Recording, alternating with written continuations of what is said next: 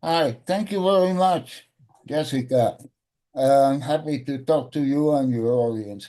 My name is Roberto Sussman. I am a senior researcher at the National University of Mexico, Institute for Nuclear Sciences. My background is physics, theoretical physics, but I work also in applied physics and mathematics and so on.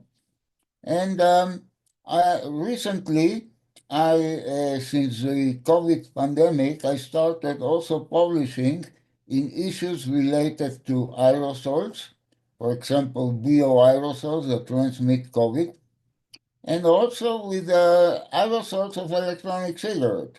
I am a consumer. I am an ex-smoker. I smoked for more than 40 years, and now I use electronic cigarettes. So, uh, and for some time, I was also an advocate in a consumer institution, but I left that because I want to focus on research. And I don't want, if I do advocacy, it's my own personal. I'm not associated to any vaping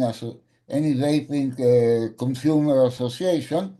And I have published quite a few papers on the aerosol of electronic cigarettes. Especially, we have done several comprehensive reviews on the literature because when people make assessments about the toxicity of the aerosol, you have to see what are their sources. And what we have done, we have already revised close to 100 studies in emissions of different types. And this is important because if the aerosol of electronic cigarettes was not significantly less toxic than tobacco smoke, then the whole edifice of tobacco harm reduction will crumble, right? We are all what we do, trying to convince people to quit smoking and to use less risky, more safer products is based on the fact that they are safer. We have to emphasize that.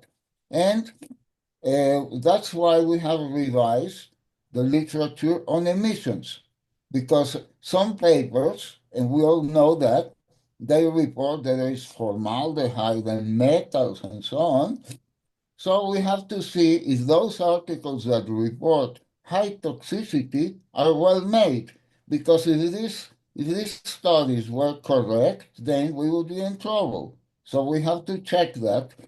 And so far, the results of having tested a lot of studies uh, it shows that every single study that detects toxic compounds, whether they're organic or metal, all of them that detect too high toxic content, all these studies are methodologically flawed. They have serious methodological flaws. And conversely, all studies that are well done, that their experimental design is correct and satisfies quality conditions, all of them report very low toxicity and much lower than tobacco smoke. And this is important because this is the basis of tobacco harm reduction.